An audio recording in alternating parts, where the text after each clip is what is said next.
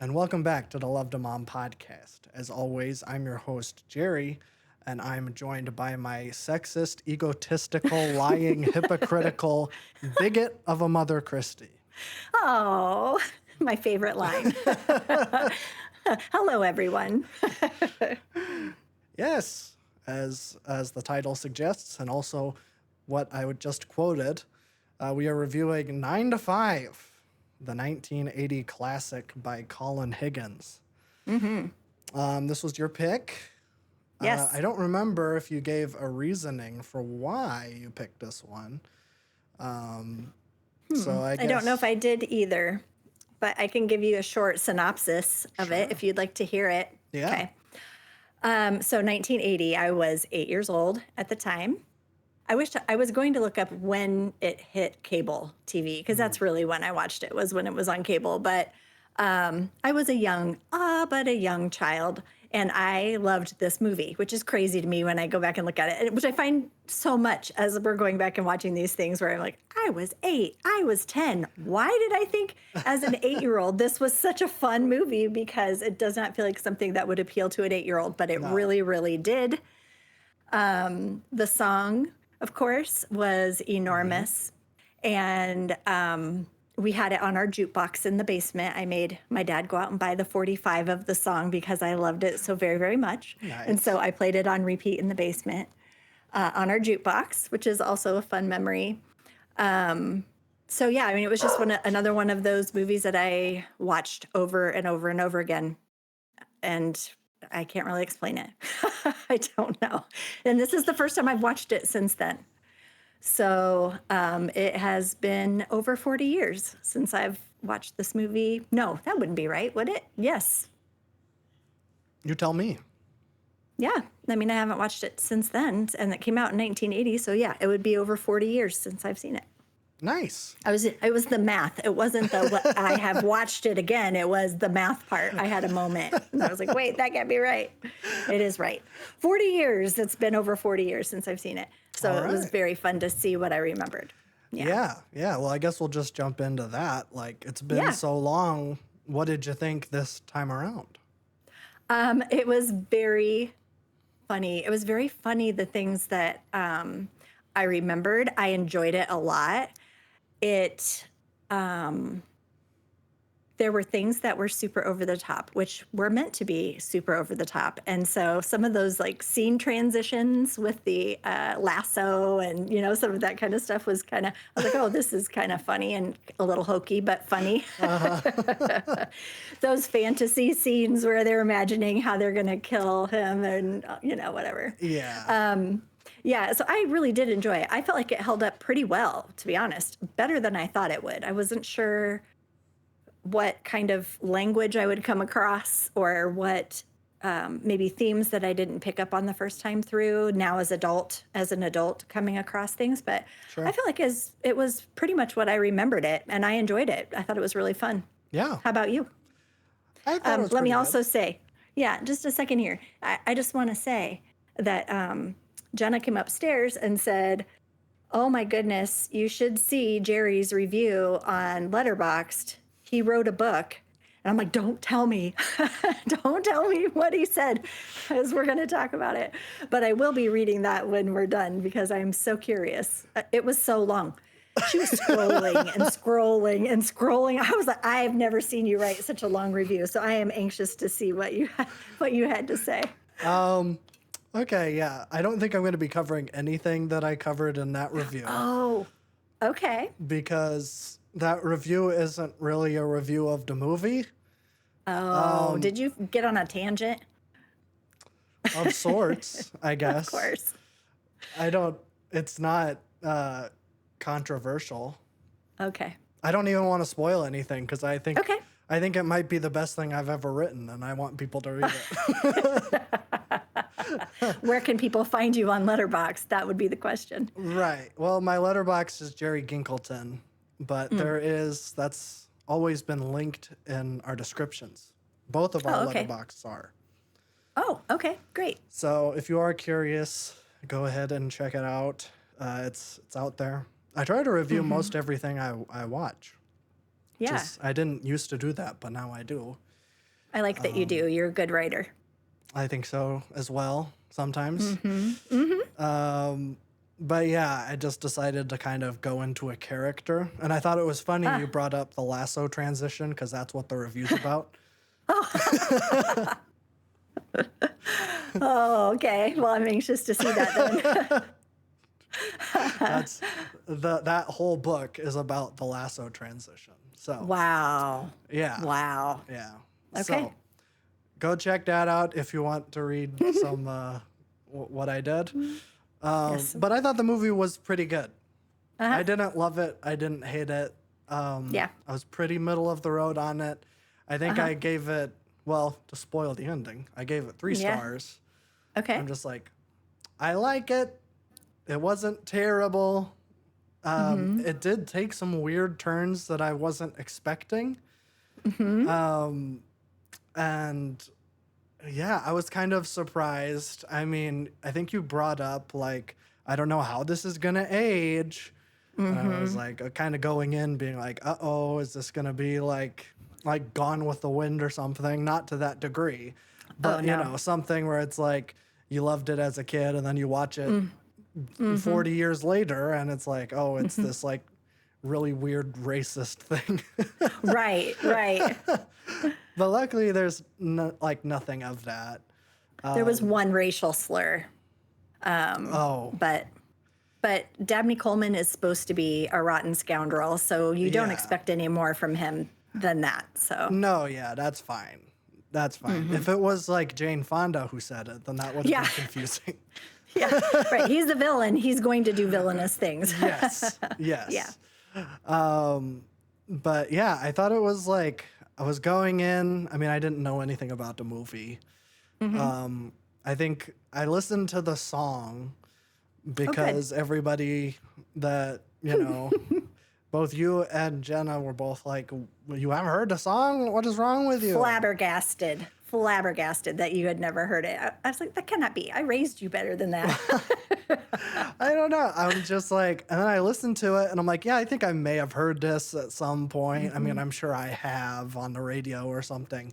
But I just like that era of country music, especially, like I am like completely in the dark. Sure. I know a little bit more about like modern country just because it's like people are talking about it right now in the music scene. But like, you know, anything before like 2020, I'm like out. And so like, I know John Denver. Yeah, you do know John Denver. Yeah, I think that song, while it is technically a country song, like transcended. Sure. And like when we get to the awards part, it was truly something that was in the forefront of this movie. Like, Sure. And so I remembered this because I went to add it to my liked songs on Spotify, and it said, oh, it's already in another one of it was in my trivia playlist from when I used to host trivia. Oh, okay. I used to, for those of you who don't know, I used to host trivia at a bar and a restaurant, and I had a bunch of upbeat songs that were, you know, not lyrically questionable because we'd have children in the room, and 9 to 5 was on there. So there's a chance you heard it That could be. when you would come play trivia, but Yeah. anyway, yeah. That could be. Yeah. I don't know. I was just like, this is It's a fun vaguely little song. familiar. And then when the theme song started playing in the movie, I was like, oh, wait, I think I have heard this. I was kind of surprised to see that it was made in 1980, just because like that opening credits was so like, I want to say like mid to even early 70s, like the font choice, like it's like Full House. And I know that was kind of in the 80s. That was 80s, yeah. But like it's just like that shade of yellow, and there's like a weird kind of serif font that's going on. And I'm like, this doesn't fit like this song especially, but also it doesn't really fit the tone of the movie. But also like, you know, they didn't have the means to make super complicated and interesting title sequences.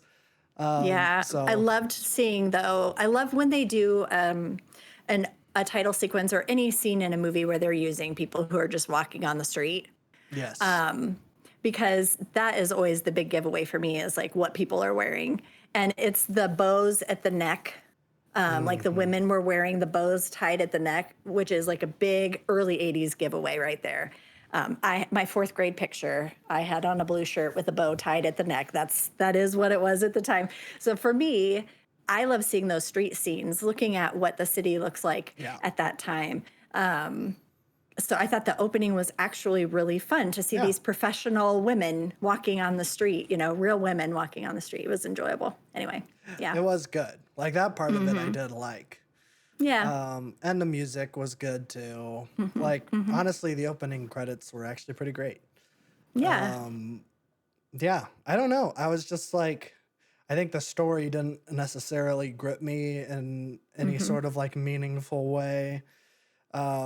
I was like, I understand. I basically understood what was going to happen by the end of it, Yeah. about halfway through.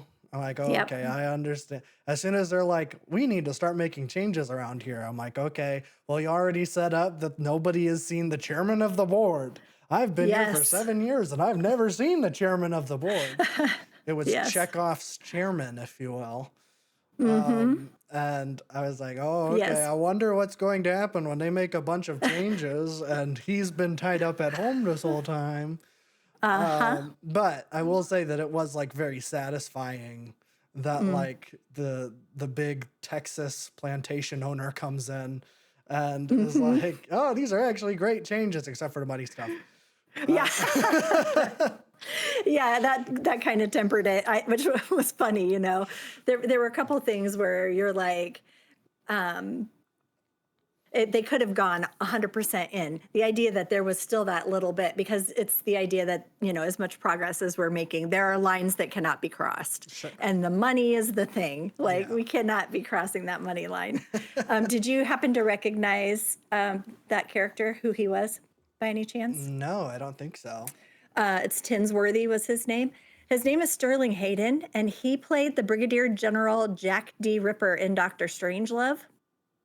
Oh, And yeah. he played Captain McCluskey in The Godfather, which I've never seen. I don't know if that's a big character or Yeah. it's not, but that was him. He's in Um, probably the best scene in the movie.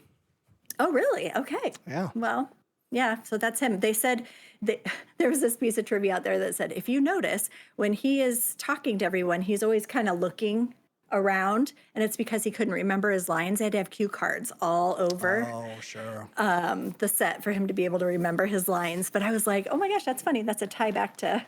Yeah. Strangelove. Yeah. Yeah. It looks like he was also in The Killing, which is Kubrick's first movie. Oh, didn't know that. I saw that was out there, but I had no idea what that was. Very interesting. I actually like that movie a lot.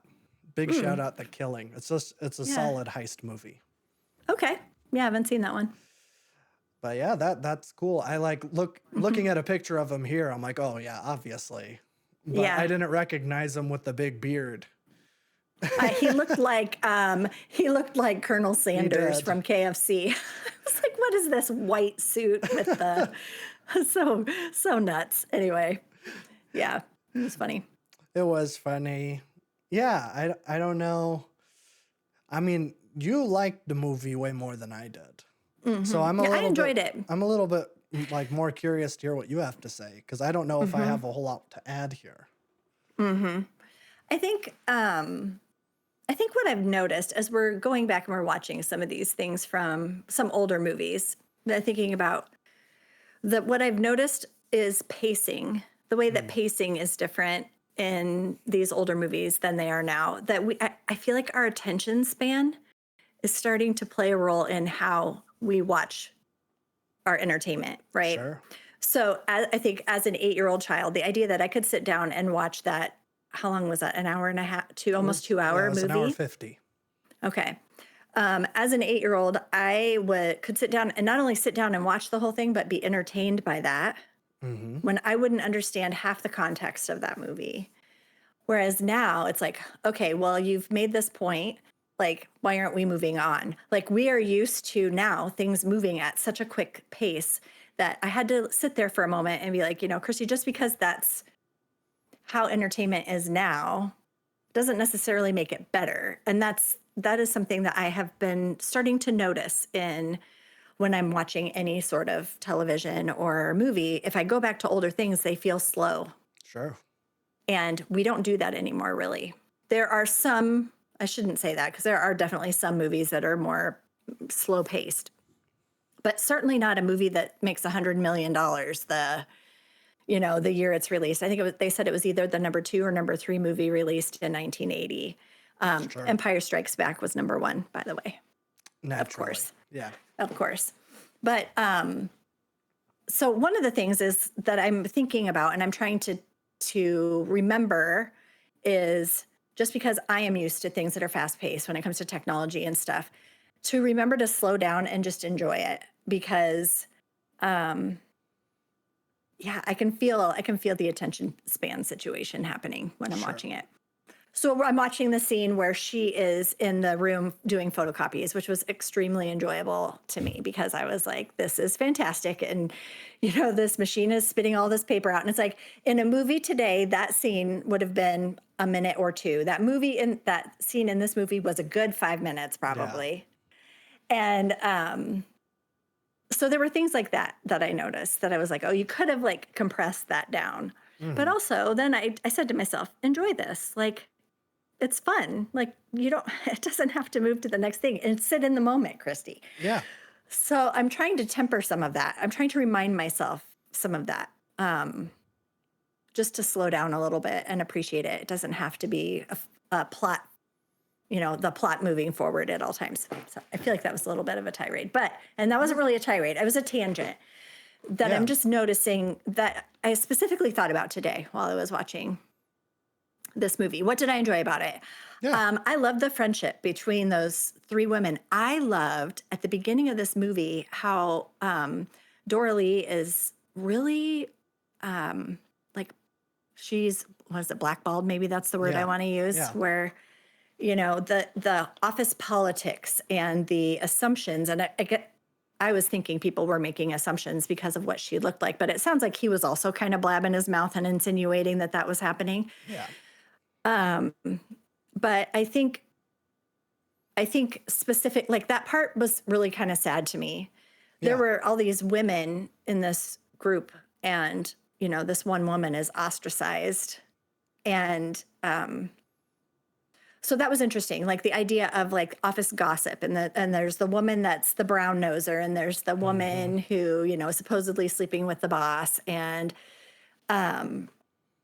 I find those dynamics really interesting to watch. And I think especially when I put them in the context of the time in the 1980s, there were so many if you were a woman who had children, it was very rare for you to be working. This was still women stay home. It was the beginning of the, women it being more commonplace.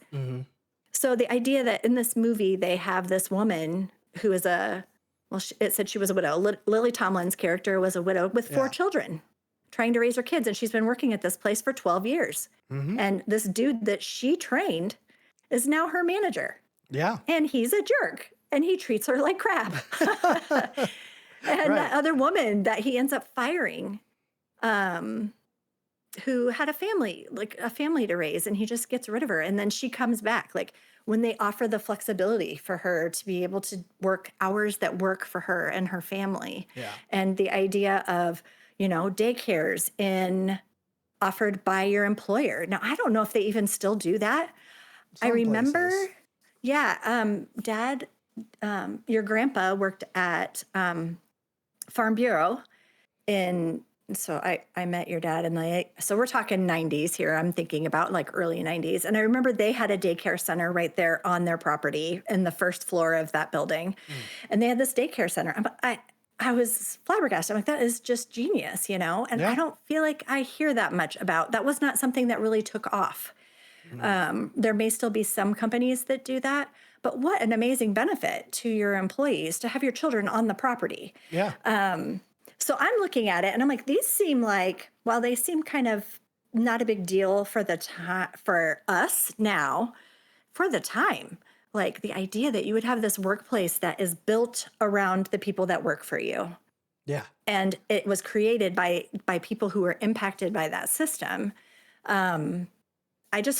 I like to see that happen. I mean, it's obviously way over the top and very farcical, Yes. but I can imagine, I put myself as what would I feel like as a woman in 1980 watching this movie.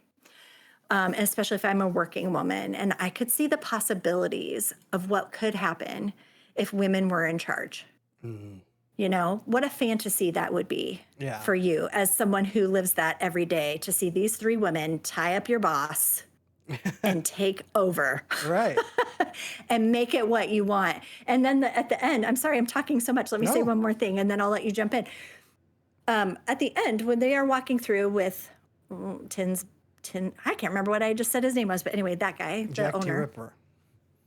Yep, Jack D. Ripper. When they're walking through with that, and you see Lily Tomlin kind of cover for Mr. Hart, and you know she's selling the things that they've done, but she never says this dude didn't do anything. And I'm like, you need to get your own. You need to advocate for yourself. Like that's what I'm thinking. Wow. You need to tell that guy that he didn't do it, that you did it. But ultimately, her making him look good ends up getting him out and she Yeah. can then move up.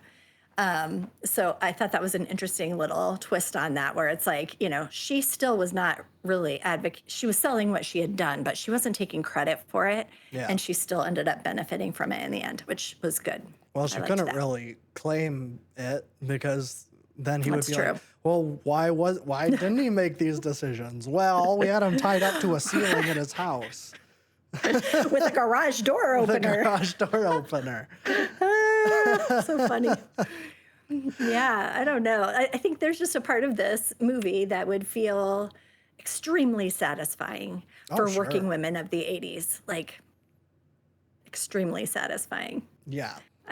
And I like that. The possibilities, like it's fun to imagine what that would have felt like to watch this as someone who probably experienced quite a bit of this. Oh, sure. Yeah. Yeah. I feel like that.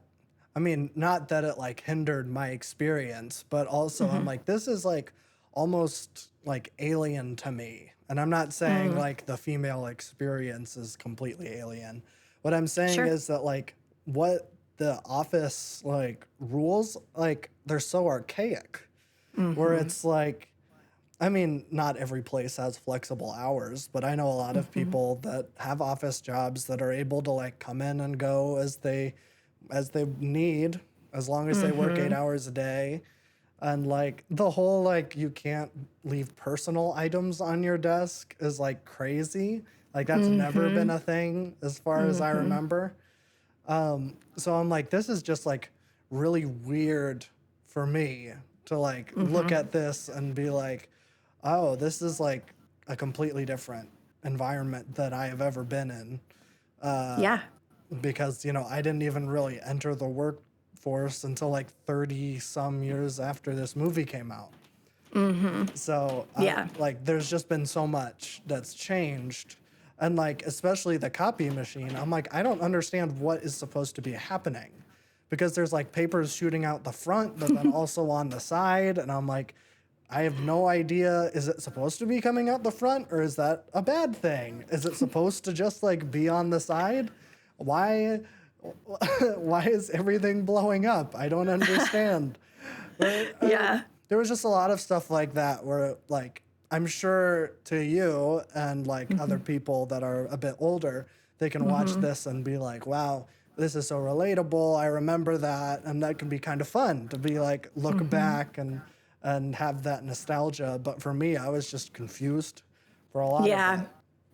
Well, I was confused by that gigantic copy machine as well Yeah. because I've never seen one with a sorter. I was trying to figure it out. Yeah. I was like, it must be sorting by, I was like, actually, it must be sorting them into packets. Yeah, I think so. Because it kept adding, it'd go all the way across and then it would start again and go across. I have never Yeah. seen one like that before. But that would have been, you know, like I think when I was in school, we still had mimeograph machines that had blue ink and it smelled really good. I just remember that all of us kids, especially if it was fresh off the mimeograph machine, we would like sit and sniff the ink because it smelled really, really good.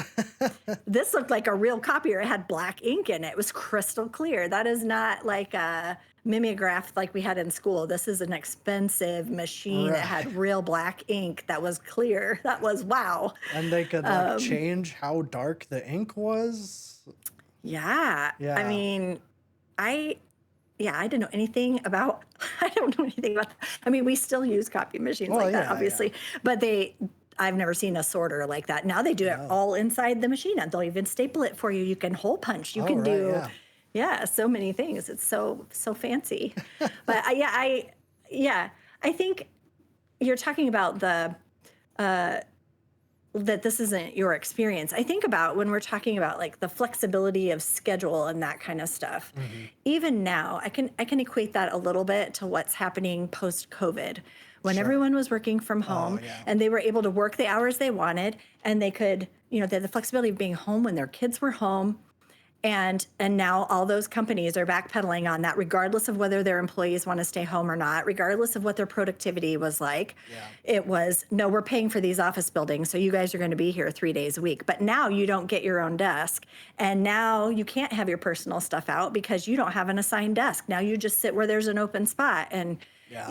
it's like, in some ways, we're kind of walking back on that specific part, like the flexibility and the ownership of your workspace and listening to your employees and what they need. If it truly is not impacting their job performance, why are we forcing people to go back and be in a building where they have to pay for childcare and it's an obstacle, and let's face it, mostly for women.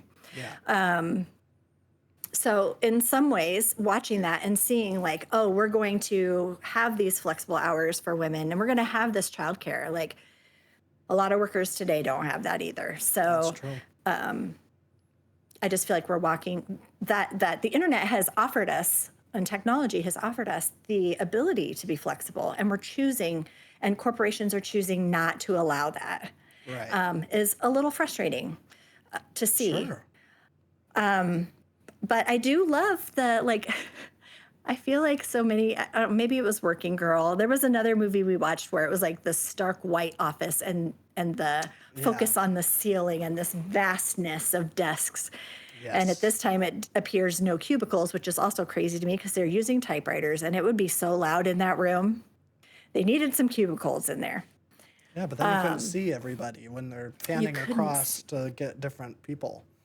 No, and you couldn't see their plants, and you couldn't see the change as well.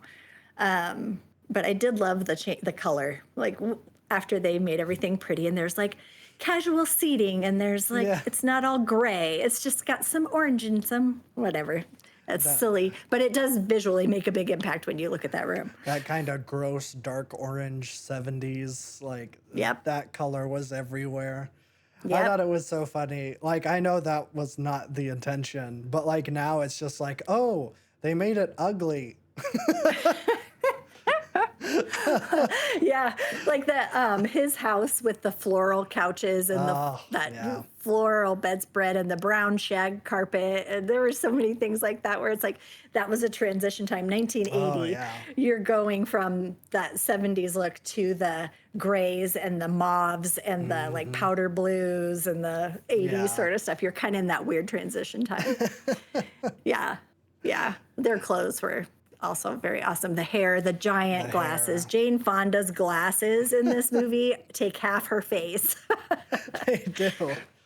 Oh, Oh, it was that I enjoyed that a lot.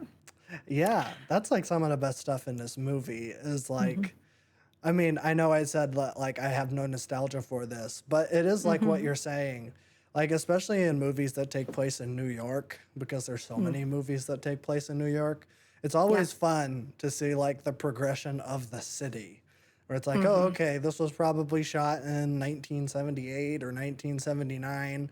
This is like right as New York is like trying to clean itself up.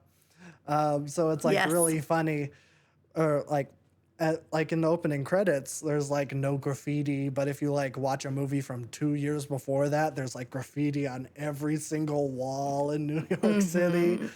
Hmm. Well, and there's a certain grit that they're going for Yeah, too. I think when you're looking at movies from the 1970s, everything just looks dirty. well, sure. This is starting to look pretty shiny. Um, Yes.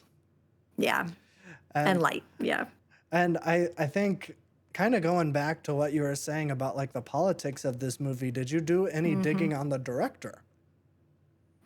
I didn't do a deep dive on him or no, I think I just knew his filmography. I don't think I really got into him at all. What do you know? Well, I don't know a whole lot. His Wikipedia page is actually kind of scarce, which is like Mm. kind of surprising. But he actually died in 1988. He Hmm. was let me do some quick math, 47. He died of AIDS, and Oh, I didn't know and that. he was Hmm. openly gay. Oh, wow. So that was really, really cool. Hmm. And after, it's not cool that he died from AIDS.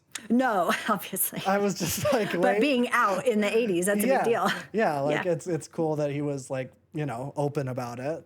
Yeah. And after, I think like, because he was diagnosed with HIV in 85, and then like in the Okay. period between his diagnosal and him dying, he set up like the Colin Higgins Foundation, which like is a nonprofit that helps gay and trans kids, and I think they're still Whoa. active today. Oh my gosh. Well, that is what a legacy. Yeah, That is amazing. Wow. I love that. and so I was like, wow, that's really cool. Uh-huh. But like his most famous movie, he didn't even direct because he wrote Oh. Harold and Maude, Mm. which is like kind of a weird counterculture 70s movie.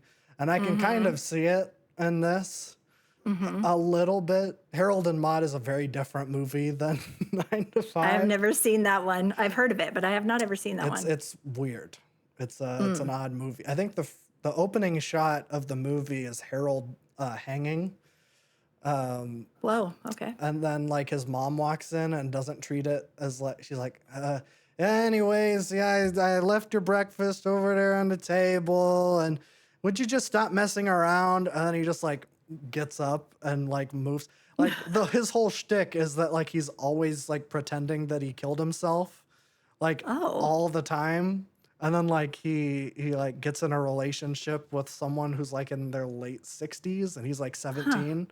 It's a weird movie. But the soundtrack is all Cat Stevens. So Oh, well. it's good I stuff. know you love Cat Stevens. I Yeah. do. And it Yeah. and it's very nice. But Yeah. I have never seen that one. I was kind of surprised because it's like you look at his directing stuff and he's only Hmm. directed 4 movies. Um or I think this is even a short film. Yeah. So 3 movies. Like it's this and then The Best Little Whorehouse in Texas and Foul Woo woo. Play. Shout out. I love the best little whorehouse in Texas. And that movie, had Dolly Parton, of course. Sure. And that is the movie that she wrote I Will Always Love You for. Oh, okay. Oh no. Yeah. Yeah.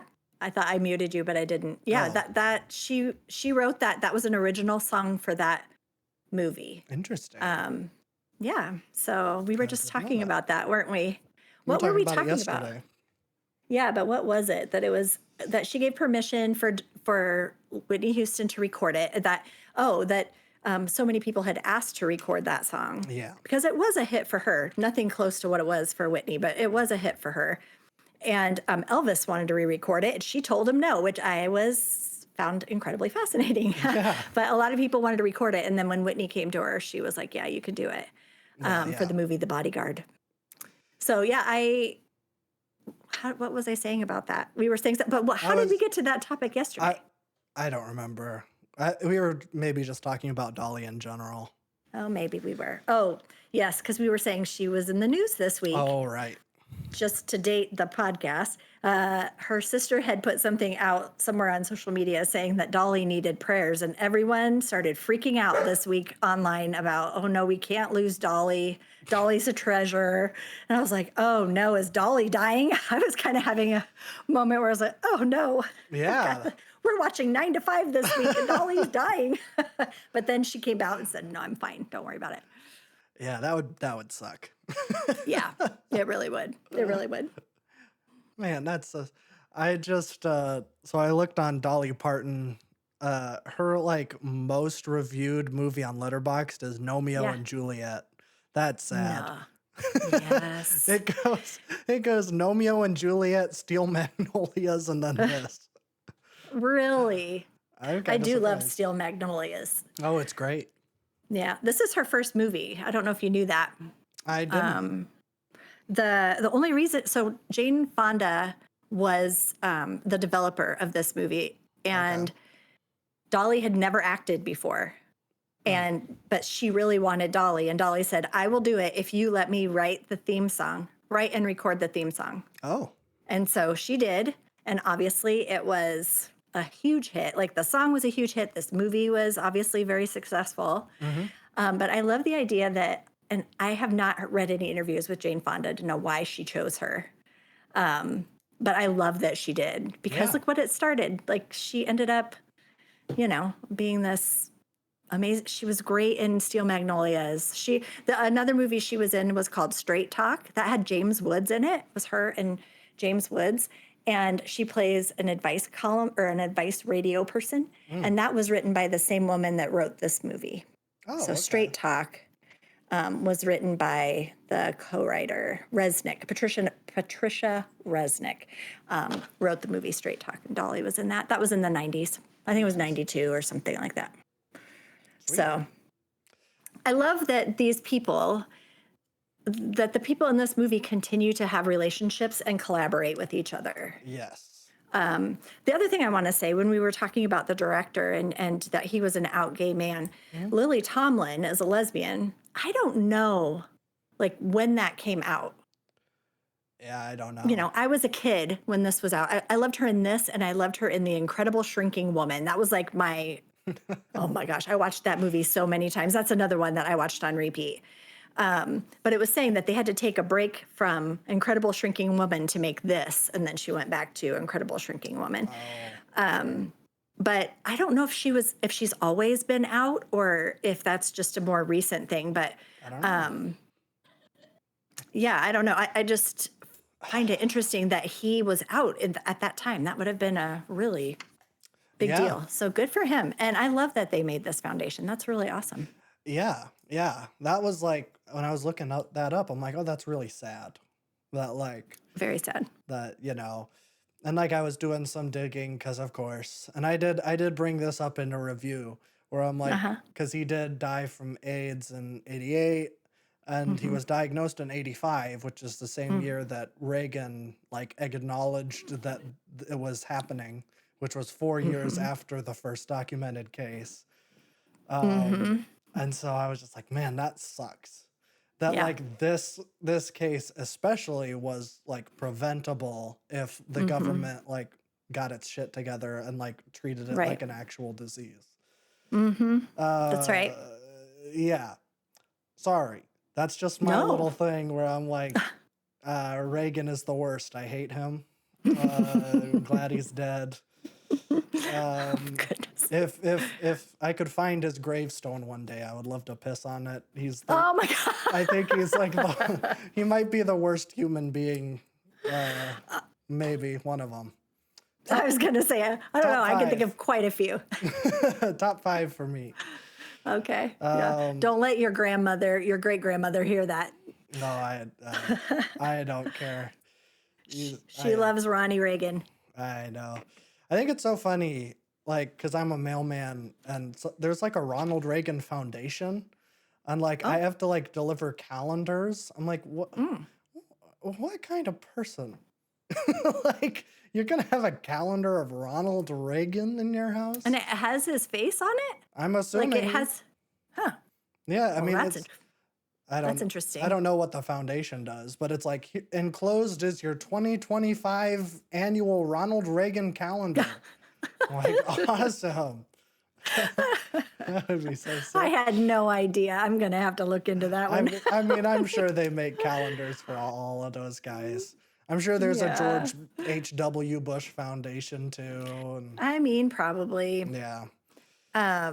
You know, I read this book about people who worked on the staff of the White House. Hmm. And they were interviewing people who worked on the staff of the White House, some of them back to Kennedy. And the person that wrote this particular book wrote for Bloomberg. I can't remember what group they wrote for, but anyway, they wrote for some news outlet, and they interviewed a ton of people who were White House staffers, and it was interesting to hear their impressions of the different families Hmm. who were in and out of the White House. And it seemed far and away that people really loved Bush Sr. and Bush Jr., Hmm. that they were so fun to work with. They treated you like family. They were very warm. Sure. And it's just really interesting. Like some of their impressions just were not what I was expecting. And so it was a really interesting read to go back all the way to Kennedy and be like, well, they thought Johnson was a jerk and they thought, Oh, sure. but they couldn't say it when they worked there because they had to keep a lot of secrets.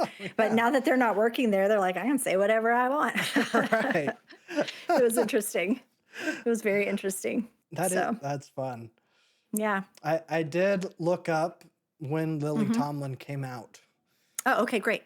What's it say? And what's kind of interesting is that like she's never really had like a moment where it was like Oh, she officially came out, hmm but she and I don't know if you know this, but she's been with her partner for over 50 years. They met in no, 1971.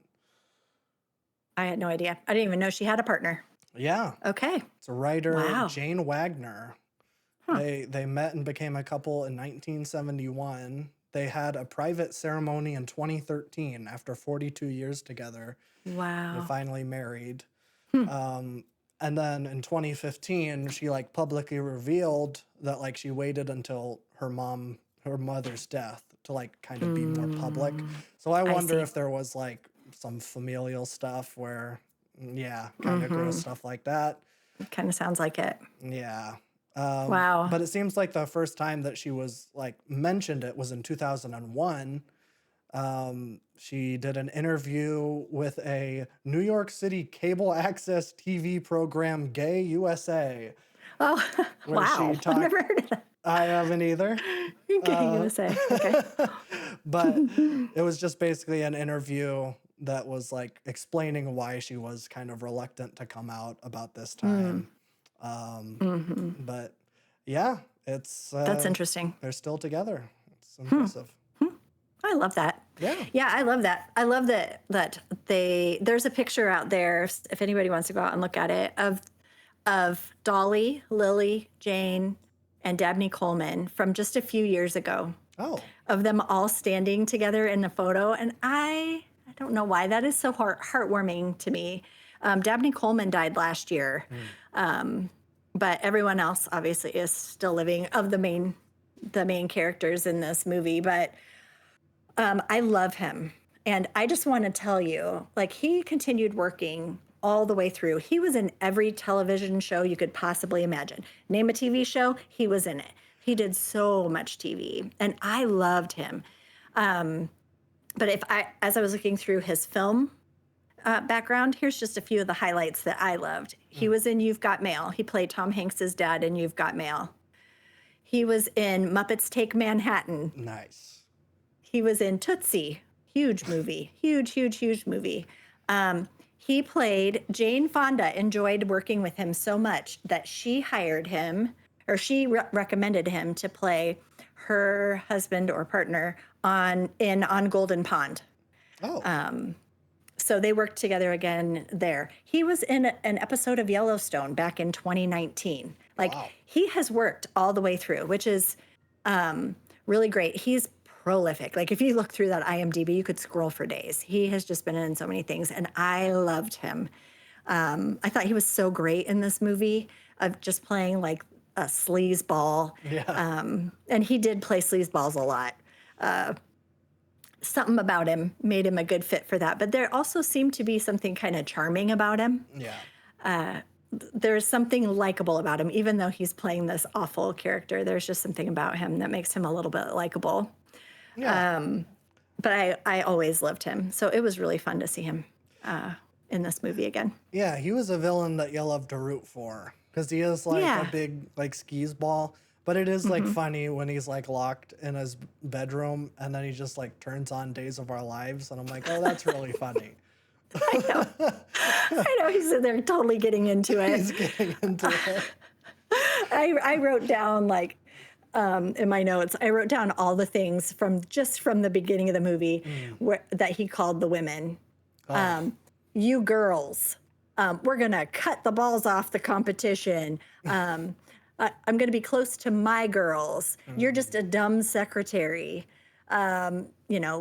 Women's lib crap. So many, so many quotes where it was like, oh, there's just no question that this guy, from the get-go that this guy is just a mess. Yeah. But I had written down too you're a sexist, egotistical, lying, hypocritical bigot. Yes. That as a kid cracked me up, and I had that memorized. I remember. I didn't remember until they said that line. I was like, oh my gosh, I 100% had that memorized when I was a kid. Did you even know what that meant as a kid? No, I had no idea. I just thought it was funny. I mean, it is funny. It is funny, and they kept repeating it They throughout the did. movie, and so I was like, oh, that must be a really funny thing. I'm going to memorize it. I mean, that's the description of it on Letterboxd. Yeah. It just says 3 female employees of a sexist, egotistical, lying, hypocritical bigot find a way to turn the tables on him. That's the entire Yes. description. Yes. And I love that their fantasies all end up playing out in real life. Yeah. Like, I really did enjoy that. I liked the stylization of those, how they all, like, the one was kind of noir. The Jane Fonda one was noir looking, and Dolly, of course, is a Western. And then Lily Tomlin as Snow White I had forgotten about that too. That was so Yeah. weird. It was weird. I was like, wait, I need to see when Roger Rabbit came out Okay. because that's Definitely after this. okay. Yeah, 88. Because I was like looking at this and I'm like, man, this just looks so flat.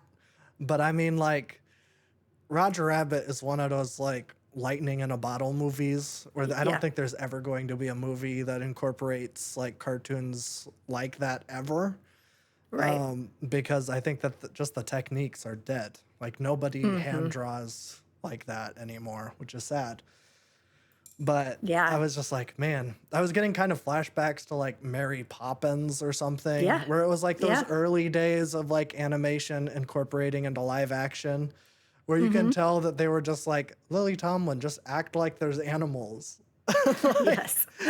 Yes, and it was so over the top. Yeah. But I guess that was the style. But like the high pitched singing, you could tell she wasn't singing. Oh, yeah. And but I enjoyed the way she was holding her hands. Like some of those little details as I was watching her do that. And it was the look on her face and the way she held her head and the way she held her hands and the way she stirred the coffee. And, Yeah. there were just so many things where I was like, oh, that actually is she did a really good job with that. And then I looked at the animals and I was like, how are they getting away with this? This is so very obviously a Disney yeah. knockoff. Like I could say it's the Robin Hood characters, it's the Bambi characters. I mean, you could say which characters they were and Yeah. Snow White. Oh yeah, You the could costume never get away was with that now. clearly- Which I was kind of surprised because this is a 20th Century Fox movie. So like, and this was before Disney owned 20th Century Fox. Right. But like, I was like, man, that's nuts that like they got away with it. This wasn't like I a know. Touchstone movie that's like, that was like Disney's adult studio for when they Right. like wanted to make real movies. And so I was like, oh, is it one of those? And I had to look it up because I forgot that they played the 20th Century Fox logo. And I'm like, this is illegal. How did they get Yeah, away I was with this? surprised. I mean, I wonder if there was enough changes but it was not, you still knew exactly what it was. That mean- music, the birds landing on her hand, I mean, you can is probably so get much. away with it being like a parody. I suppose. I Yeah. mean, those spoof movies from like the 2000s, like blatantly got Yeah. away with that. So, I mean, I still would think you would have to pay some sort of copyright something. I mean, it I mean, surprises not if me it's a that parody. I I mean, Weird suppose Al never did. that's true. Yeah. That's true. I just think about like music. You can't use music on a Oh, movie yeah. without that artist's Right. permission and whatever. I would think that they would need that same thing for visual media, but I mean, I know that if they have to like they show a movie, like if there's a movie on in the background, then they have to like pay royalties or whatever for it to Sure. appear. But if it's just like they're using the same costume and it's a parody, I think you can get away with it. yeah, I suppose you're not using the actual art. Yeah. That's the difference between having a song playing in the background because you're using that person's specific recording of Right. that song versus a depiction of that. Like, so say American Idol, somebody sings a song by the Beatles, they don't have to pay royalties on that because it's original work, right?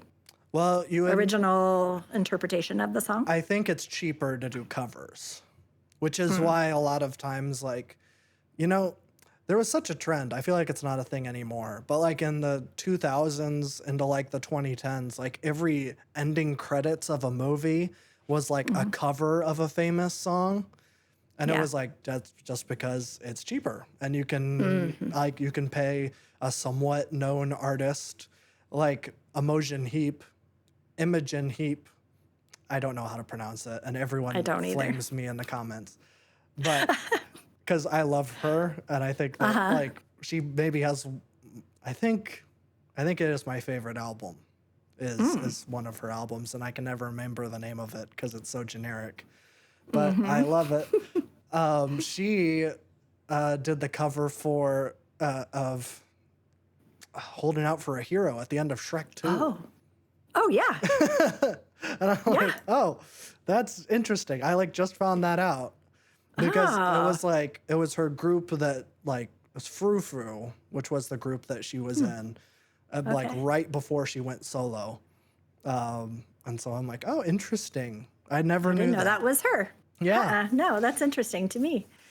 So, yeah, I was just like, well, yeah, covers you can get away with relatively easy. You probably just have to pay some sort of royalty to the studio or whatever. I doubt any of that's going to the artist.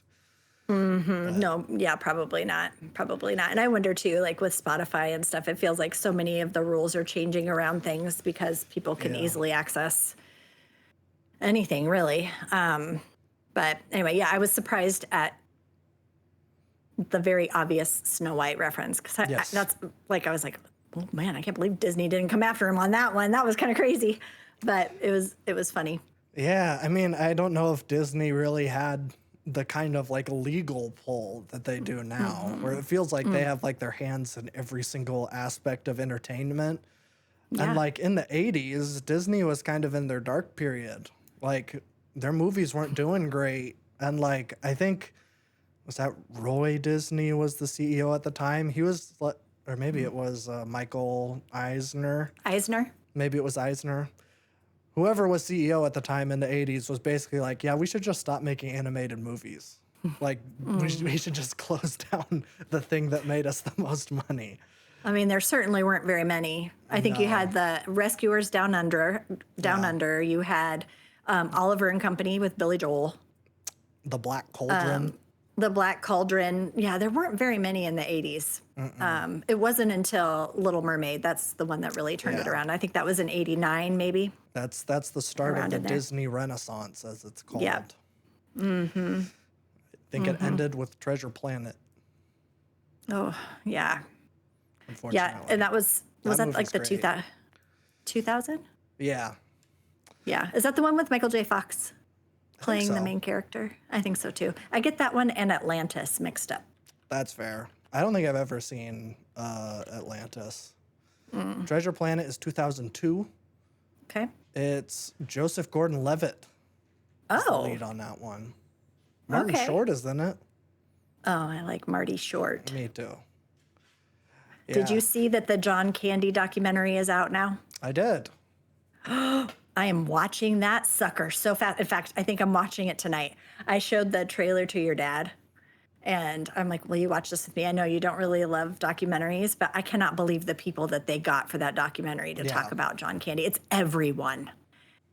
That's just such a testament to who he was. It's Oh, very yeah. exciting. Everybody loves John Very, Candy. very exciting. I cannot wait to see it. I'm very excited. I think we're doing it tonight. There we go.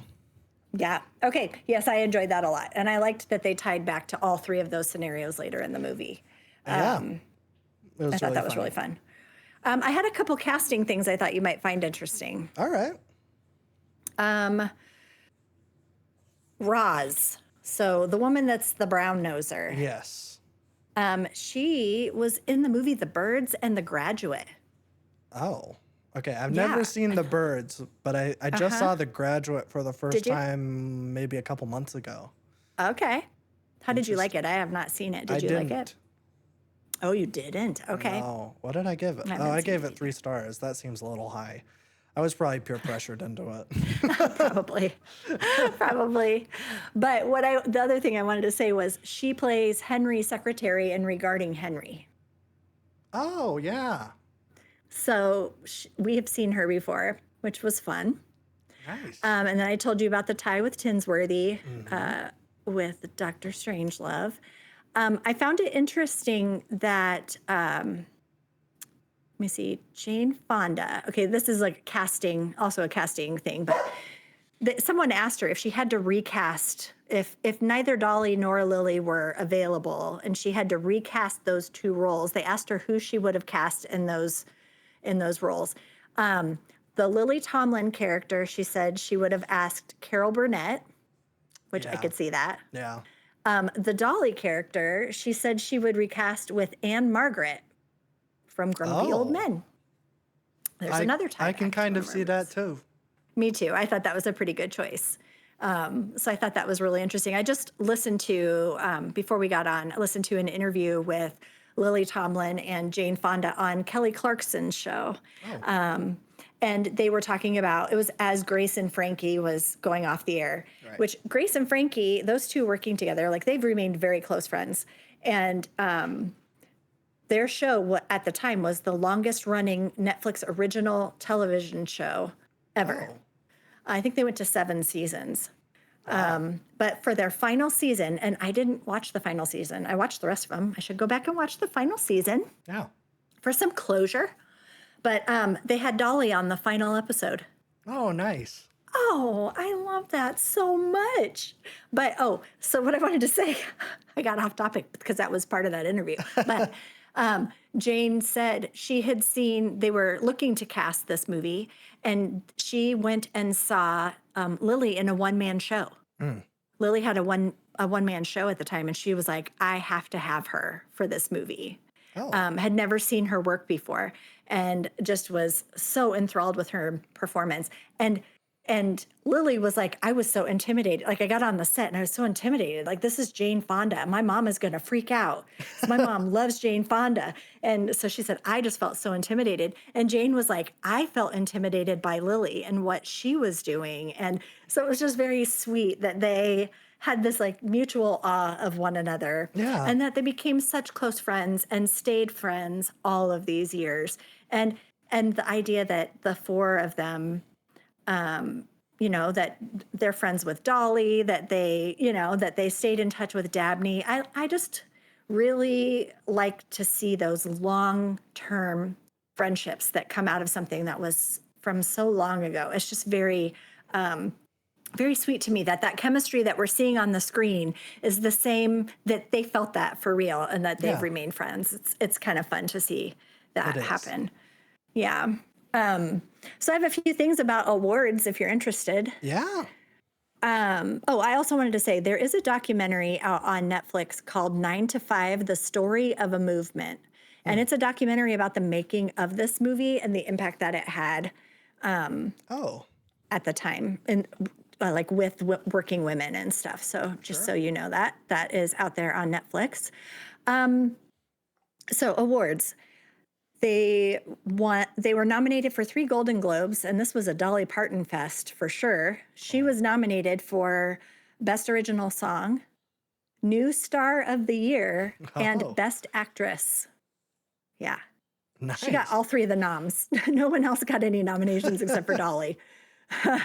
She didn't win any of those, Oh, but she was nominated. Um, they won. I think they won the. Oh, now I'm questioning my judgment. I think she won the Oscar for Best Original Song. I would imagine so. I think she did. Now that I'm thinking about 1980 it. is kind of regarded as like a bad year at the Oscars, where there was like nothing good that was there. Except Oh, I've seen Ordinary People, and that movie's great. I still have never seen that, but I am interested in it. I'm trying to find where it was because I was like, oh no, I don't want to say the wrong thing. Okay, I found it. And I think it might have just been a nomination now that I'm looking here. Yeah, she was nominated. She didn't win. What one? I didn't look it up. I was going to look at Oh, that too, and I didn't. You can Google that if you want. I'll look it up. You're quicker than I am. So, yes, nominated for Best Original Song. She did not win. Did you get it in the amount of time it took me to say that? It's Out Here on My Own from Fame. Oh, gosh. I love that song. I have the piano music for that song. That song, wow, that song imprinted on me. Yeah. I gotta say that's dead wrong. Like and maybe the song's great, but it was up against 9 to 5 by Dolly Parton and On the Road Again by Willie Nelson.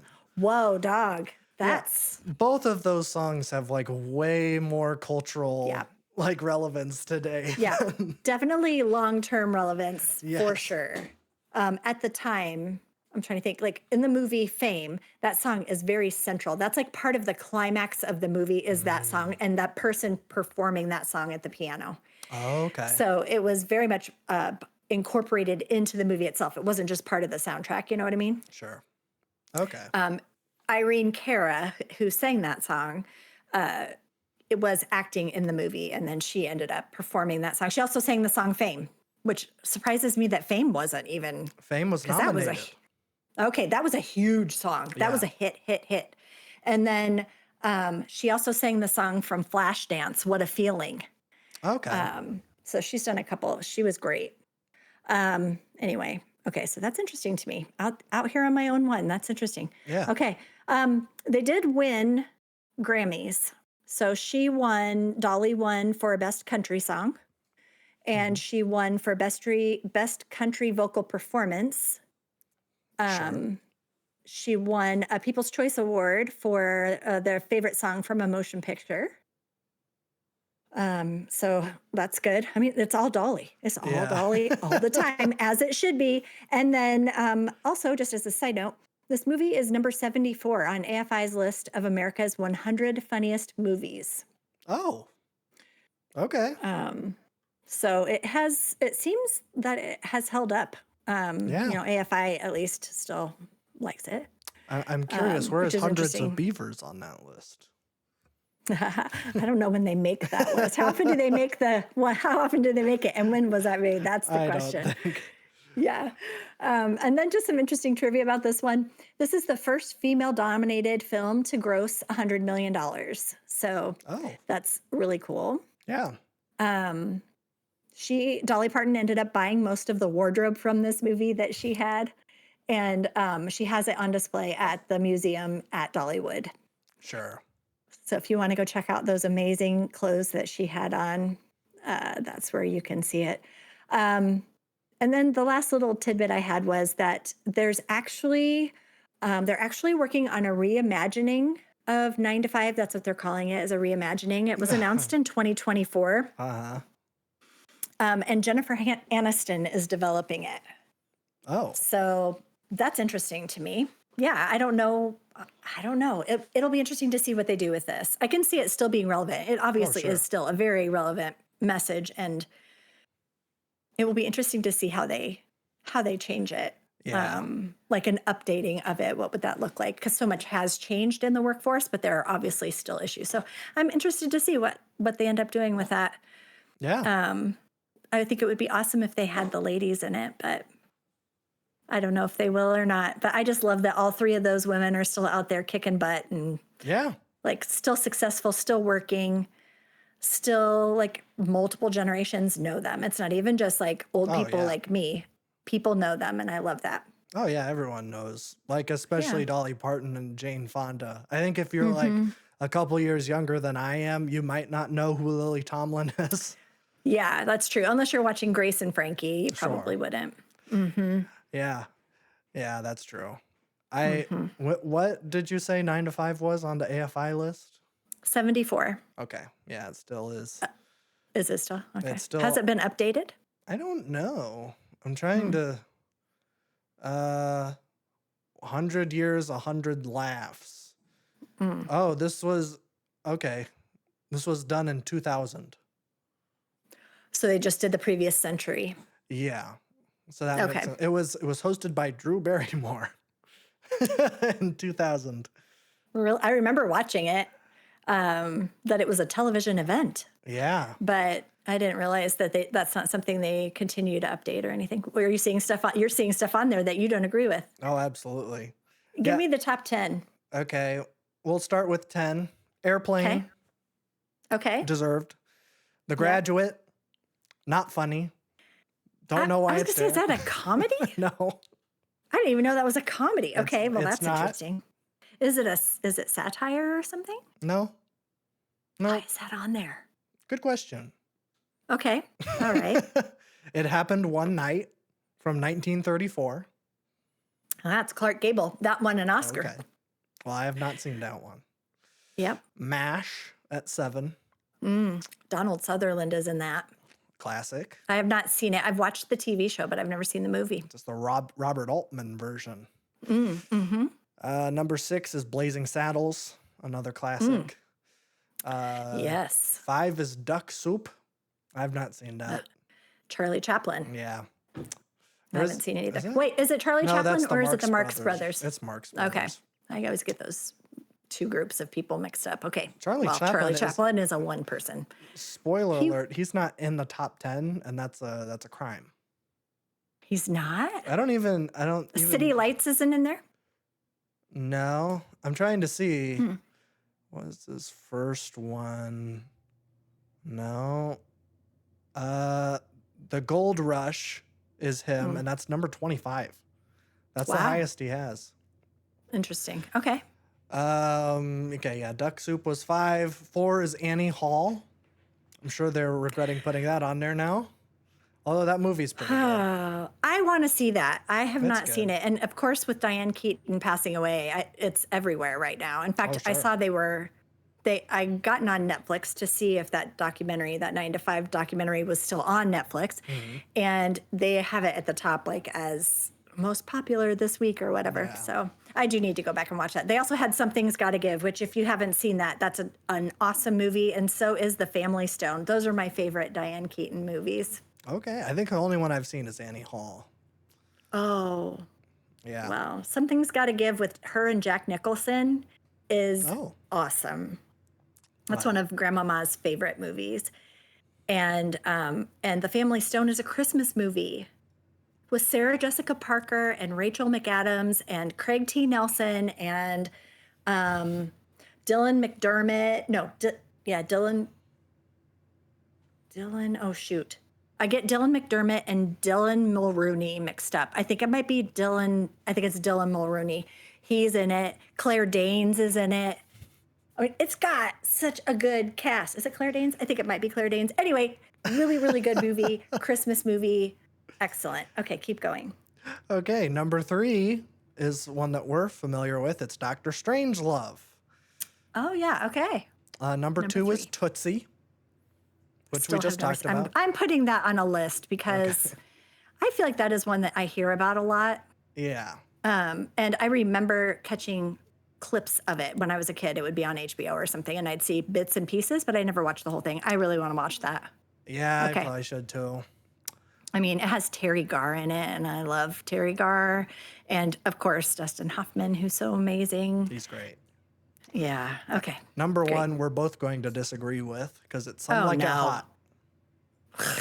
Yeah. Of course. Yeah. I should have known. I should have known. I was like, man, City Lights is funnier than Some Like It Hot. I would say any Charlie Chaplin movie I've seen is funnier than something like Yeah. that. Can you just really quickly read through? I'm curious, just quickly. Okay. The ones that you agree with in the top 20, or the like 11 to 20, the ones that you're like, yes, they deserve to be here. And give Okay. me some that you're like, absolutely not, does not believe deserve to be in the top 20. Okay. Young Frankenstein at 13. That makes Okay. sense. I've The not seen it either. Producers at 11. I have not seen that, but like I know the premise of it and I kind of need to because it sounds really, really good. I saw the musical, but I've never seen the movie. Okay. 16 is Singing in the Rain. I don't know if I would agree that that's like the funniest movie, but I do love that movie. I love it too.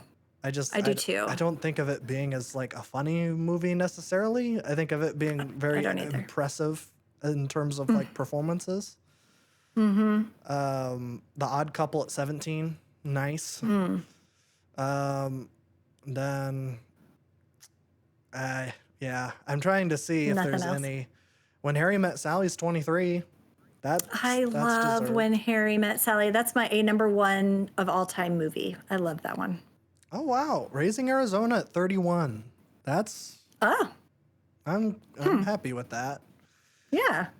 Yeah, I'm kind of Where's Big Lebowski? Is Big Lebowski on there? well, I'm gonna have to scroll. Harold and Maude is 45. I'm just talking about that. Yeah, we were. Let me see if it's on here. Although, when did that come out? Was that in the 2000s? That Oh was in the shoot. Yeah, 90s. it was for some reason what's coming into my head is 2005, so maybe it isn't. Okay, Fargo is 93. Okay. What are you doing? Looking up when the Big Lebowski came out. No, not you. I'm saying to the, Oh, the AFI. Why is Fargo Sorry. on here? Big Lebowski was 98. Okay, well, that's probably too soon. They wouldn't want to. Yeah. Yeah. I thought you were talking to No, me. I wasn't talking to you. I was like, what are you Like, I'm doing? looking up the movie. Like Fargo is my favorite movie of all time. It doesn't deserve to be Yeah. on the list of funniest movies of all time. No, I sometimes those lists, it's like, I don't know. Sometimes people think things are funny that I'm like, I didn't think that was funny at all. I don't Yeah. understand. I don't get it. And like American It's- Graffiti, is that a comedy? I think they do consider that a comedy. Yeah? That's another one that's on my list. Okay. I've never seen it, but there's so many good people in that. Yeah. I don't know. From the like their beginning stuff, like Yeah. Harrison Ford, Ron Howard, like I mean, yeah, that makes sense. George Lucas. I think George Lucas directed it or He wrote did. it or something. Yeah. Yeah. It's one of his first movies, I think. If not Yes. the first. I think it might be his first. I think Penny Marshall might be in there, or the lady that played Shirley, Cindy Williams. Either Laverne or Shirley, or both Laverne and Shirley. I do not remember, but I know they were in there. All right. Well, I just looked through the rest of the list, and most of them were from the 40s. So I haven't seen any of them. Which I mean, Yeah. if the list came out in 2000, you wouldn't want like a Yeah. bunch of comedies from the 90s. Like, it's kind of like when the Sight and Sound poll came out in 2022. And like some people were like really mad that movies like Get Out and like Portrait of a Lady on Fire were on there. And like but I kind of differ from that. I'm like, no, those movies are going to last. Get Out, especially, like people are going to be talking about that for decades. Yeah. Because it has been a decade and people are still talking about it like it came out Right. yesterday. Yeah, Portrait I of think- a Lady on Fire is just very artsy. So, I don't even know that one. So yeah. is that a recent movie? 2017, 2018. Okay.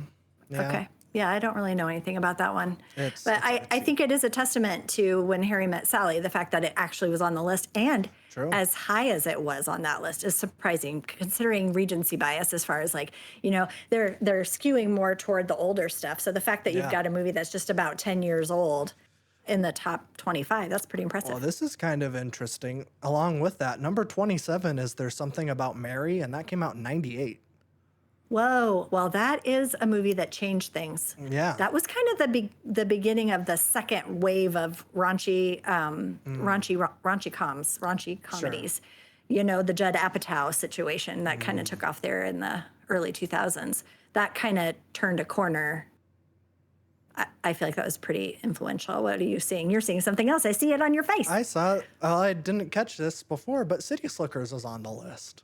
I love City Slickers. That's also one of my favorite movies. Where was that? That's 86. Oh, It's on the list. kinda toward the bottom. It's on the list. Yeah. That means Billy Crystal has 2 movies on the top 100. At least. I mean, I Good haven't for looked through all him. of these. Yeah, that's interesting. I might go out and look at that because I think that seems interesting. I think Yeah. the other thing that is interesting too is the ways that comedy changes and morphs over time. I find that an interesting thing to think, like I'll go back and watch comedies from the 40s or from the 50s or 60s, and you're like, that is not even funny. It is Oh, not yeah. the same sensibility. And we have talked a little bit about that, the way that humor changes, that they're obviously taking that into account as they're making those lists. Otherwise, whatever your current taste in comedy would be what you would pick. Right. So, Yeah, I mean, Yeah. like, that makes sense. Like, and I don't know. This feels like, I mean, Some Like It Hot came out like 50, or actually 40 years. It came out in 59. 40 years before this list came out. But I'm like, even like today, if they were to remake this list, I doubt that like that would be that high. It might not even make the list. Just with Yeah. like how, and it's not like that it's even offensive towards like transsexual people. I don't even think there's Sure. really an angle of that. In fact, it seems to be like kind of accepting of Yeah. like cross dressing and like especially the ending, the famous ending where like he's being courted by that like sailor dude and he like tells him, "Okay, I'm a man," and he's like, "Well, nobody's perfect." And I'm like, "Oh," so I'm like that. I mean, it's a funny joke, but also it Yeah. not like, "Oh, gross. You're a dude Yeah, that pretended to be a right. lady." Like that's not an angle, but also Right. like just with all of the like there's just been so much cultural progression and especially the last 25 years when it comes to that. Like I'm sure they wouldn't even want to touch it. Like whether it was it might be like exactly middle of the list so that like people who are like, "Oh, what, it's a classic, it needs to be on there," but also people who are like, "It's a bad representation of trans people." It's like we need to satiate everybody. It's going to be number 50. Yeah. That would be my guess. Yeah.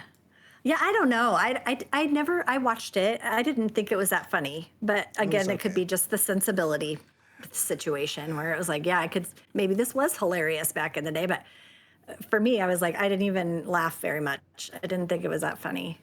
No. I'm trying to see, and this is like we're getting way off topic here, but I am curious. I'm looking at the Sight and Sound from 2022. I want to see if Some Like a Hot made it. And critics, it didn't make the top 20 Okay. because they do it. Sight and Sound does it where they do like critics and then directors and then writers and like cinematographers, Oh, okay. which kind of makes it like interesting.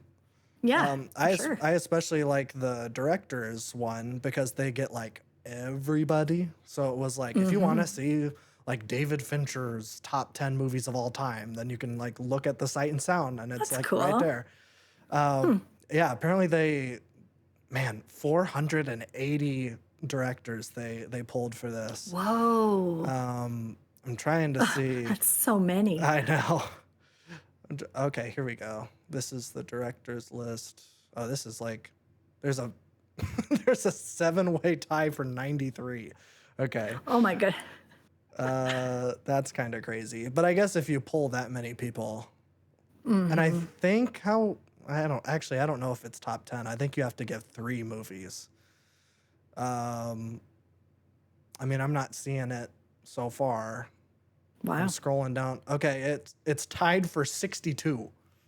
Whoa.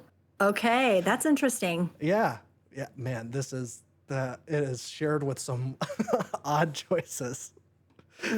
What is it? What are the other ones that are on there with that one?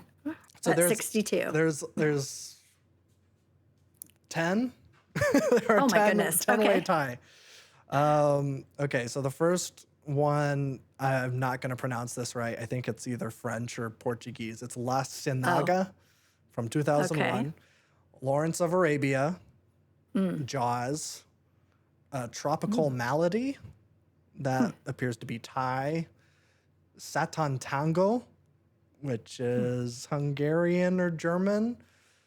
Sunset Boulevard, Blade Runner, Some Like It Hot, Late Spring, which is an Ozu movie from Japan, and then Meshes of the Afternoon, which I have never heard of. No, I haven't heard of a lot of those. Yeah, me neither. Lawrence of Arabia is an Oscar winner. That one I know. Well, sure. And I And know Jaws. I know Jaws. Yeah. Yeah. I've never seen it, but I know it. I was traumatized by that as a child, just seeing clips of it. I mean, It traumatized me. the ones I recognized are Lawrence of Arabia, Jaws, Sunset Boulevard, Blade Runner, and Some Like It Hot. And I know who Yasujiro Ozu is, who did Late Spring. So that's interesting. So it seems that there are a lot of like films from other countries too, which is also an interesting dynamic because I'm sure these directors are from all over the world, Yes. and that will change the order of things as well. I don't know who does. Well, AFI is American, so yeah, Well, this that is would the make sense. BFI that does it. No, but the other list is Oh, the American yeah, Film yeah. Institute, so that would be, you probably don't have as many foreign films on there. No. It is interesting. Like, it was such a big deal when this came out that Jean Dielman was like the #1 highest rated movie of all time. It's number 4 on the directors. Oh, Kind of interesting. what is the John Dielman movie? Oh, it's Jean Dielman 22 Quai de Commerce 1080 Brussels. I don't even know that. Oh, I think I saw it because the Varsity down in Des Moines did a screening of it when the Sight and Sound poll came out in 2012. Or, well, it did come out in 2012, but it also came out in 2022. They do it every 10 years. And I went and saw it, and they like did a screening of it because it was like a Because it huge was number deal.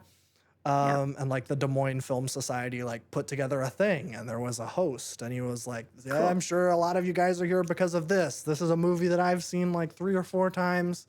And he's like, "I'm sure if you went and saw this at any other screening, like someone like me would be like, this is a movie that I love, but like it's not one that you watch all the time." But he's like, "This is genuinely a comfort movie for me.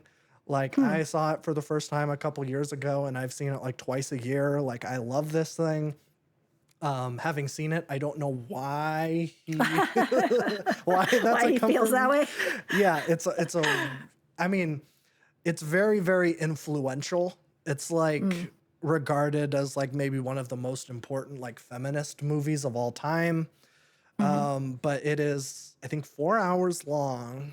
It's just the life of Jean Dielman. So like it's 3 days and you see every single thing that she does in painstaking detail. There's like hardly any like, I mean, there's cuts, but it's not like they're cutting out time. Like you see her wake up and then get dressed and then make breakfast for her kid and then get the kid to school and then she walks to the post office.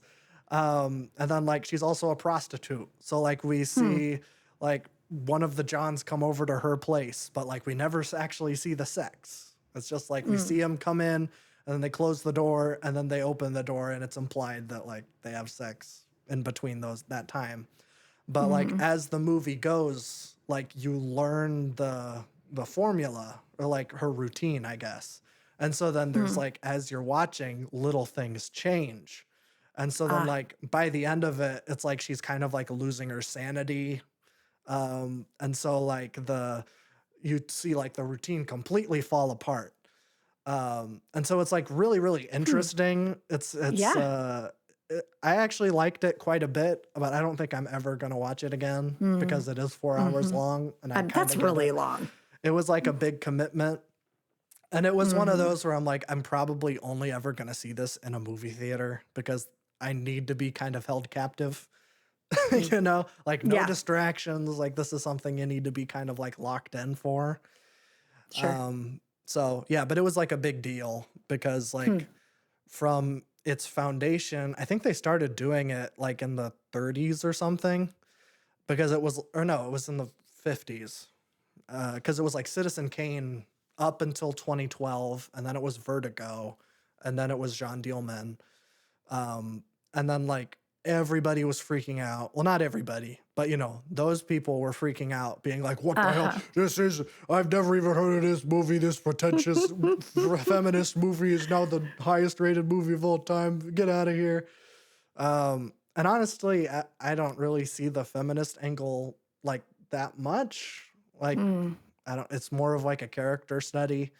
But I think Uh-huh. it's just like that she's like a prostitute, but she's also like she takes care of her kid. It isn't like Mm. this thing. She's not like a stereotypical sex worker that would have been, you know, Sure. a thing. I mean, it came out in the Mm. 70s, but like even something like Taxi Driver, where like the prostitute's like 12 years old, and it was like very stereotypical view of prostitutes. So it was like Yeah. kind of humanizing sex workers. Hmm. So that was our Wow. review of 9 to 5.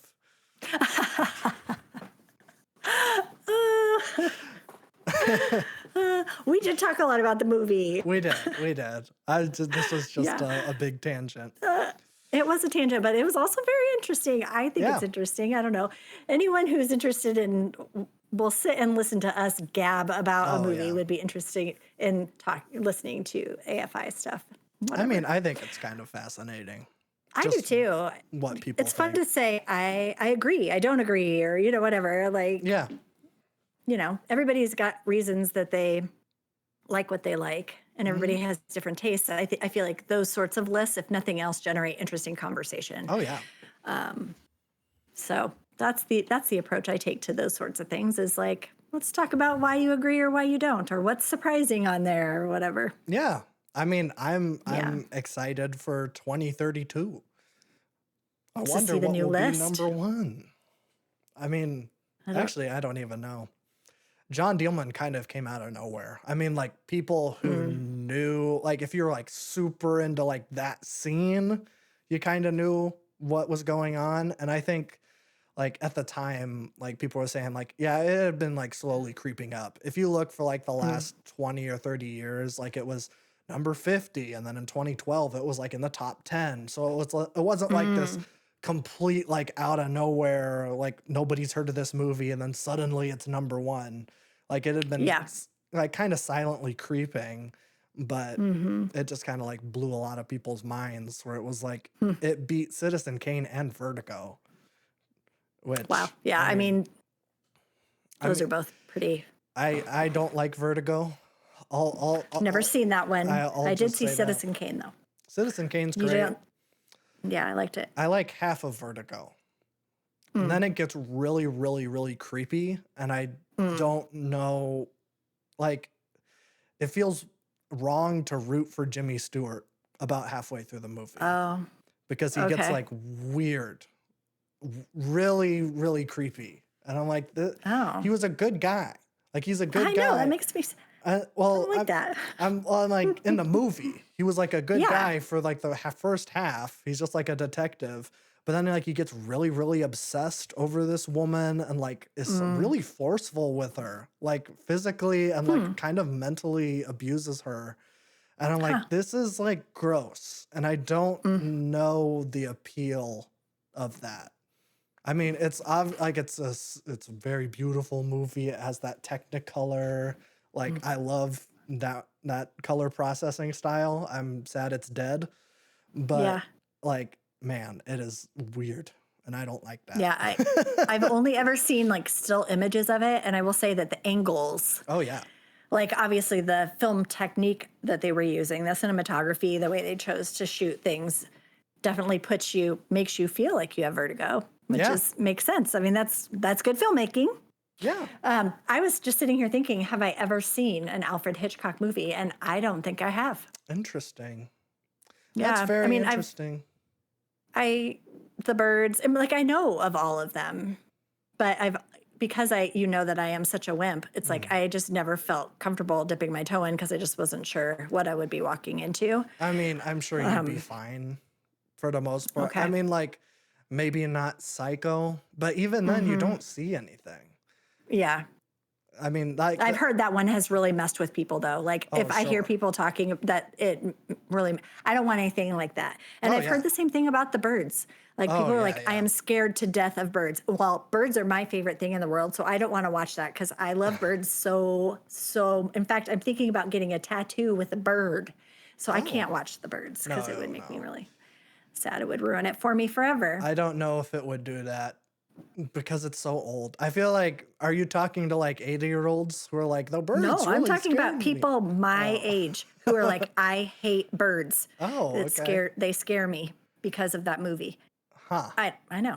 I don't know. It's weird. Interesting. Anyway, yeah.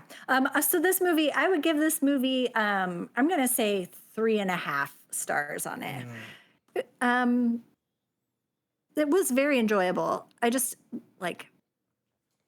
I really did enjoy it. Yeah.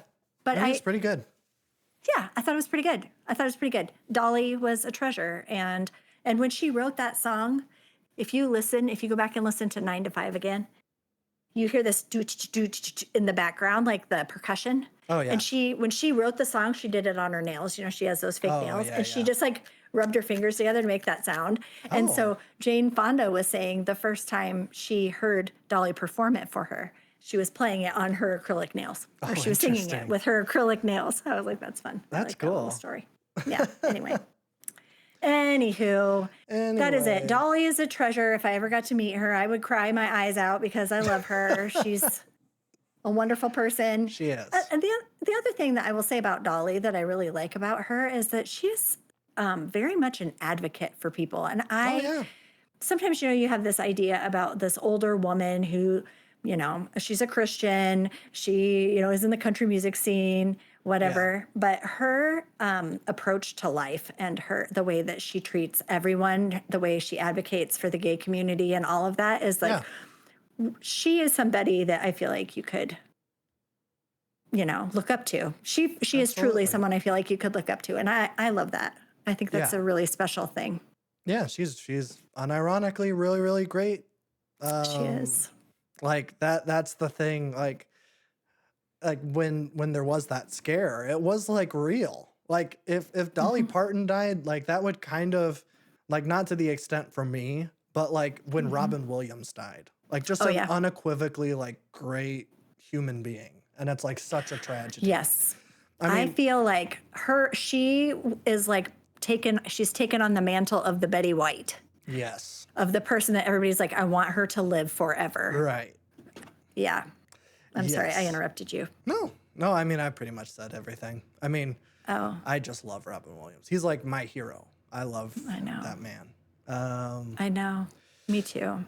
But it is funny that you said you've never seen a Hitchcock movie, because I was actually going to pick one for next time. Oh, okay. Okay. Let's do Because it. we are going to do Rear Window. Okay. I do know the basic premise of this movie, Yes, this is. but I've never seen it. This will be fun. Yeah, so this was. I think it might have actually been the first Hitchcock movie that I saw. I saw it Okay. twice in film school. Once when I was doing a film class here in Iowa, and then once when I was doing a film class in Savannah. This is maybe one of like the most influential movies of all time. It's a very interesting premise in that it takes place all in one location, which was very unusual at the time, but also still there aren't a lot of one location movies. Right. But yeah, we're going to be doing it. I just checked the parents' guide. You'll be fine. It's also rated Thank PG. you. Oh, well, So- I should be just fine. But also, this was at the time when there wasn't PG-13, Sure. but also, you'll be fine. I Is think. this Cary Grant It's in Jimmy the Stewart. lead? Jimmy Stewart. Good old Jimmy. Oh, Jimmy. Yeah, I like Jimmy Stewart. He has Tom Hanks vibes for me. he does. He's everything I've seen him in, he's like utterly fantastic. One of like the most charismatic people ever, I would say. And he like knocks it out of the park. I mean, it's been a minute since I've seen this movie, but I Yeah. remember really liking him. Like the whole movie excited. rests on his shoulders. So Right, because it's what he's seeing through the window, right? He's in a yes, wheelchair or something. yeah. And So so he's looking at something that's happening across the street. because he's a photojournalist, Okay. and he breaks his leg, and so Mm. he I don't remember if there's like something wrong with his TV, or this was made in '54, so maybe there Oh. wasn't like maybe home TVs weren't as much a thing as they were Mm-hmm. later. Yeah. But he like kind of the setup of it. There's like it's like an apartment complex, but it's like there's a courtroom in the middle of it, and there's like Mm. that like there's like apartments that surround it. And so he's Oh, kind of sure. like looking at all of his neighbors. And so that's how the Mm. story is told, is that he's just kind of like he's an observer. But there's Mm. like this kind of thing that's going on, and he's kind of piecing Mm-hmm. it together. It's really fun. Okay. It's a good That sounds mystery. great. I'm excited you're picking that because that is, the one of those areas that I feel like I have not really. I mean, it feels like I should have seen a Hitchcock movie. So I'm glad that you picked this. This is I think this will this be a is good choice. I'm a excited. solid one specifically for you because he Yeah. does get a little bit into like the horror side, but Hmm. this is like a straight up mystery, which is fun. Yeah. I think that sounds amazing. I'm excited. Yeah, I'm pumped. Like I said, I don't know if I've seen it in like maybe 5 years, 5, 6 Okay. years. I have the 4K version of it, and I've never watched it. Oh, well, here you go. Here's your Yeah. chance. I think there was like an Amazon sale where they were like, get 3 4K movies for like $8 each or something. And so I Mm. saw that it was one of the options. I'm like, that's a good movie. And I haven't rewatched it. So we're going to do it Oh, on this show. all right. I'm excited. This will be really great. I Yeah, really am excited about this one. I am too. I'm glad. It's I really feel good. like I've been picking stinkers for you specifically recently. No, you did American Splendor, which I absolutely adored. American Like I, Splendor's I good. still think about it. I still think about it. Good. That movie really imprinted on me. It's I have great. recommended it to so many people. I loved that one. So that wasn't a stinker. That was a really good one. I know, but I did Dune and Night of the Living Dead. Yeah, you did do two in a row that weren't my favorite. I mean, But that's okay. they I weren't in mean, a I did row. the. Oh, they weren't in a row? They were pretty No, close, it weren't they? went Dune and then American Splendor and then Night of the Oh, Living Dead. so you redeemed yourself in the middle and I then we did. went back. Yeah. I see. But now Okay. I'm redeeming Yep. myself again. Yes, you are. I'm excited. I'm excited. This will be good. I have Yeah. no idea what I'm doing next, but I'm excited about this one. We'll see. I have Nice. this list keeps growing and growing of the movies that I want to watch. So I know. who knows? Who knows where we're going next? It'll be fun. Rear Window wasn't even like on my list. I think it was one that like I kind of knew. I'm like, we should do this on the show. But I have like a letterboxed list of stuff that I want Oh, to do on the show, and it isn't on there. But then when you said you've never seen a Hitchcock movie, I was like, oh wait, there's one that I was wanting to do. wonderful. So Well, that'll I'm be glad. fun. This is exciting. Yeah. So Great. we'll be doing that next. Okay. But if you can't get enough of me talking about movies, well, I got something in store for you. Because I have another podcast, the Boy Time Podcast, where me and my friend Babby talk about mostly movies, but sometimes we talk about TV shows or games or whatever every other week. Last time we just did The Thing, one of my favorite movies of all time, which was our Halloween special. And up next, I think by the time this episode comes out, the next one will be we are doing One Battle After Another, which is the new PTA movie. Oh, yeah, yeah. Okay. So I wasn't planning on doing that, but he went and saw it, and he said, I watched a movie, so we're going to talk about it. And I said, All that's right. right. So, Yeah. Famously, Babby does not watch as many movies No. as Jerry. no. But I feel like what is interesting about your conversations with Babby is they're very deep conversations. Oh, sure. I feel ours aren't as deep, but No. ours are fun. We have a good time. That's what it's all about. I You think, can get two very different tones, and there's nothing wrong with that. They're both good. yeah, I think the difference is that like we're more interested in like film history. Yeah. And like you especially are like into like the awards and stuff. But like Babby doesn't care about any of that really, but he's an art snob. So he Yeah. like dives into like the themes and deeper layers and stuff, and like I can kind of engage with that. So it's very different feels. Yeah. But both good. Different feels, Yeah. but both good in their own way. Yes, Yeah. absolutely. And we also talk about music on the main channel on Boy Time. Most recently, our Big Thief Double Infinity. I always forget what that album's called. That most recently came out, but we just recorded our next episode, which is Runner, A Welcome Kind of Weakness, which Okay. I love Runner. Runner's one of my favorite artists making music right now, so that was a big win for me. And next, Babby picked some weird, pretentious post-rock art album that isn't even on Spotify. So, Whoa. well, I mean, it was on Spotify. I don't know if you've been hearing all the controversy with Spotify. I have recently. not. I have not. So a bunch of artists have like pulled their stuff from Spotify because the CEO of Spotify recently like donated a bunch of money and I think is on the board of directors for a like war drone company that like specifically to make drones for war to like kill people. Oh, So like a bunch Yikes. of artists are like, well, we can't support that. Which I mean, honestly, like why are you even involved with music artists if you know that like the majority of artists in general are anti-war? And if you love bombing kids, why would you like what? Like that seems like the worst combination to be. I'm the Yeah. CEO of Spotify and I'm also on the board of directors for Murderbots. so weird. so weird. Like I know like the one that we're doing is from Godspeed You Black Emperor, which are like that group is very politically minded. Their last album was just like the current death toll in Palestine. So like they're very very politically minded.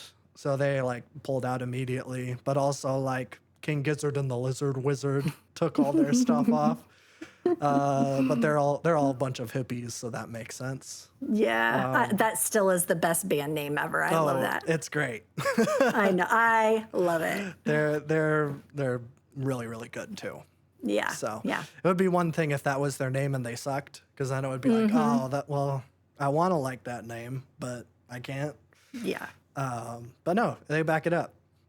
Yeah, but they I do. can't listen to it because they're off Spotify. Because it's not on Spotify. And I'm not paying for Spotify because I'm on the family plan, and I'm not going to buy Apple Music or anything else. So Yeah. I'm kind of stuck. So it's fine.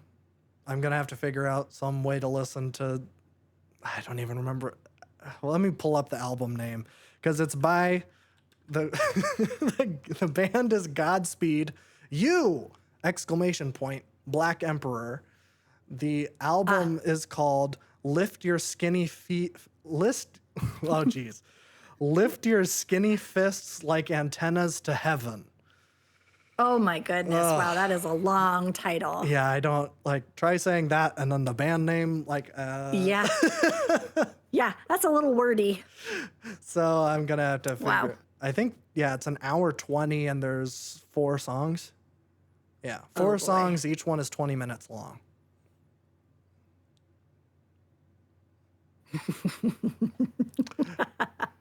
I was so angry. Well, I'm not angry.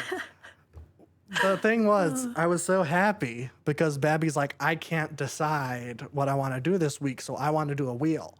And I was like, yes, I love the wheel. And so I got it ready, and then I found out that you can change the sound effects on the wheel. So for some reason, they have like reggae as like a category. So I'm like, that would be really stupid if when the wheel is spinning, it's like a reggae song. And I found like this really, really high energy, like carnival music. And I'm like, that's funny. I didn't tell Babby that I did this. And I had that play as the wheel is spinning. And then when the wheel finished, they had different sound effects, but they also had like a carnival, like, "Rah!" like at the end. And I'm like, well, that's going to be fun. I added that. And so I spun the wheel and I'm like, I have this great little thing. This is a great bit. And so I did that, and Babby's dying. And so I'm like reveling, haha, I did this great little bit. And I didn't even notice that the wheel landed on Lift Your Skinny Fists like antennas to heaven.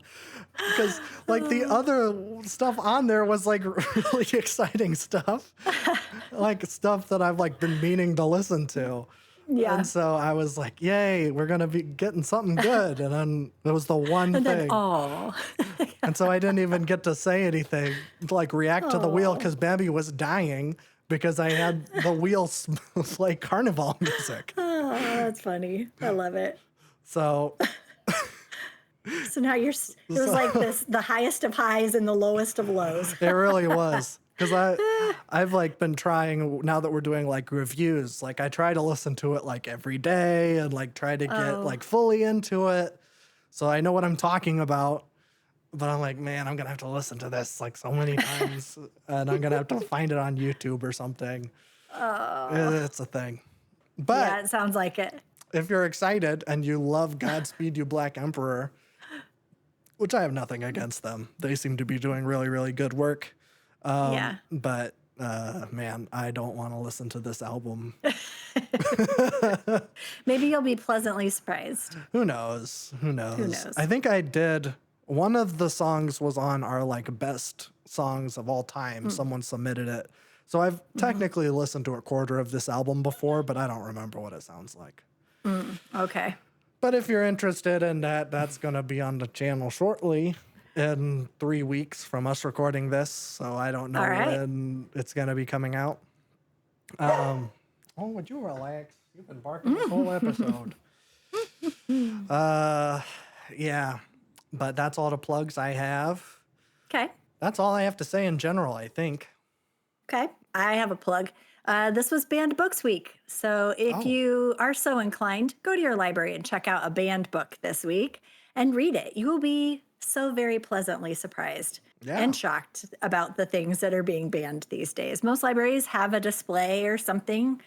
And this is just the end of Banned Books Week. We're leaving ours up for the month of October, but if they don't have a display, go look it up. Go Google and find a book that you haven't read that's on that banned list. And support those authors that are writing good work and exercising their free speech, and continue to reinforce the idea that people have a freedom to read what they want to read and that stories matter. So Absolutely. that is my plug for Banned Books Week and libraries in general this week. We had some issues. Some other libraries around the city had some issues this week. So they can use some support and some kind words. So if you are a library lover, please let them know that. Library workers can use that. So, but we will not be silent. Fight I the will not be power. silent. That's right. I'm fighting the power. Also, if you get a chance, I did go to the same theater, the Varsity, this week and saw the documentary, The Librarians, which is not on wide release right now, but it tells the story of some librarians who've really been under attack and had death threats, et cetera, for, keeping certain books in the library. It is a very infuriating documentary, but also a very inspiring documentary. These women, they happen to all be women, are heroes of mine. And I had the opportunity to meet one of the women in this documentary. And I just think if you're willing to stand up and literally put your life on the line so that people can see themselves reflected in books and protecting rights, I think that's a really noble thing. So support your libraries. Go see that documentary when it comes to your city. I'm sure it will stream at some point. And I think I heard it when it starts streaming, it'll be on public television. So keep your eye out for that. But anyway, excellent documentary. I'd highly recommend it. Yeah. That's what I have to say about that. I read The Handmaid's Tale this week. I had not read that before. I read it in graphic novel form. So that was my banned book this week. Good book. And I had never read it, seen the show, anything. So that was very eye-opening and great. So Yeah, I read that in my senior year of high school. did ya? That surprises me they did that in high school. Although It was what was it? I think I took like a gender studies class in high Ooh, school or yeah, some sort perfect. of, it was like gender war. It was like a weird name for it. But Mm-hmm. yeah, they had like a bunch of choices. Oh, jeez. Hey, What happened? I don't know. She's angry. Oh, okay. Hey, All right. sorry, this is bad podcast etiquette. Hey, Edna, come here. But Edna's mad. She's very upset. She's looking at the door. Oh, she needs to go out. Okay. No, she well, we'll doesn't. go. Oh, she doesn't? Not. She's just barking at the door because she thinks someone's there. Oh, okay. All Yeah. right. Well, anyway, support your libraries. Watch that documentary when it comes around. Yeah, it's an important time to support museums and all of these entities that have struggles with funding and support, et cetera. Like, if you're so inclined, support those organizations. Yeah. It would be great for everyone's. It helps with burnout and some of that futility that you feel. So, anyway, that's all I have to say about that. Support your local library and call your mom because she loves you. Bye, everybody. Bye.